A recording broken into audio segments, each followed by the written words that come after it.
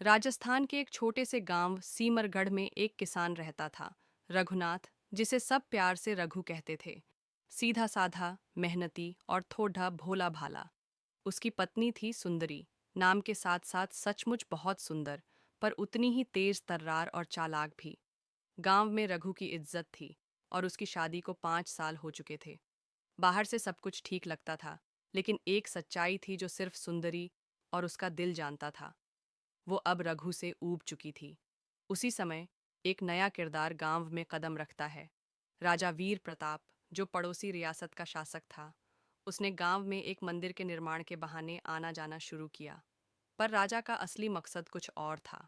वो बार बार गांव आता क्योंकि उसे किसी ने अपनी ओर खींच लिया था, और वो थी रघु की पत्नी सुंदरी।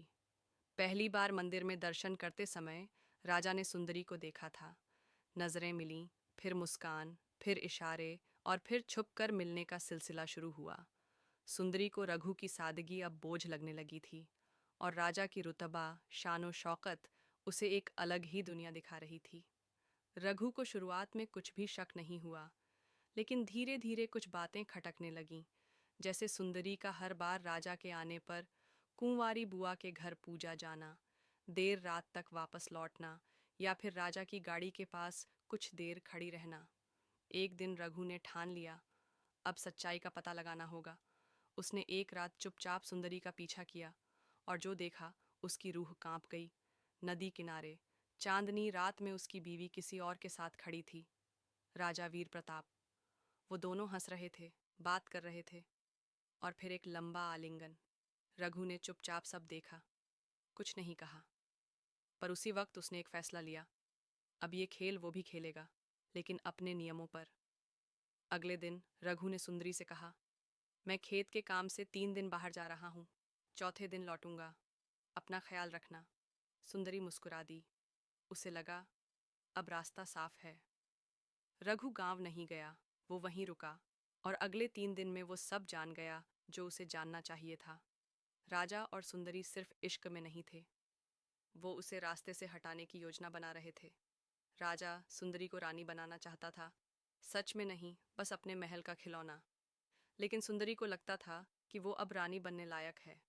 और रघु एक रोड़ा।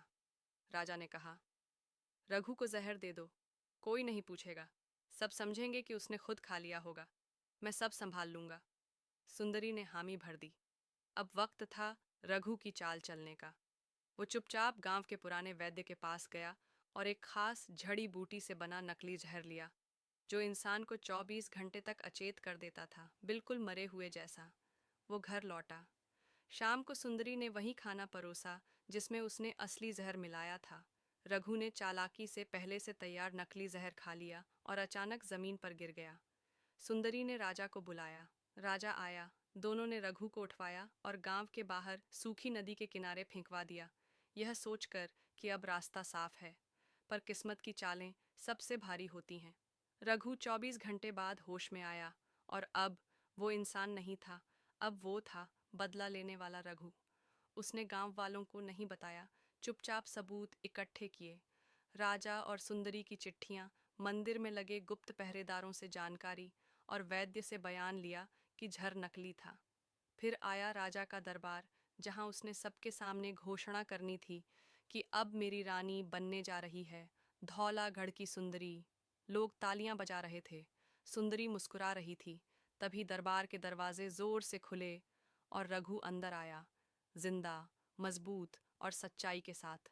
भीड़ सन्न रह गई। सुंदरी की आंखें फटी की फटी रह गईं। राजा का चेहरा सफेद पड़ गया।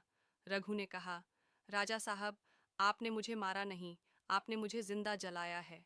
अब इस आग में आप भी जलेंगे। उसने सबूत पेश किए। लोगों ने सब देखा। राजा की लिखी चिट्ठियां, सुंदरी के गहनों के बदले दिए गए दस्तावेज, वैद्य का बयान। राजा पर राज्यसभा में मुकदमा चला। उसे रियासत से बेदखल कर दिया गया। सुंदरी को गांव से निकाल दिया गया और कहा गया, जिसने अपने पति की पीठ में छुरा घोंपा, वो कहीं की भी रानी नहीं बन सकती।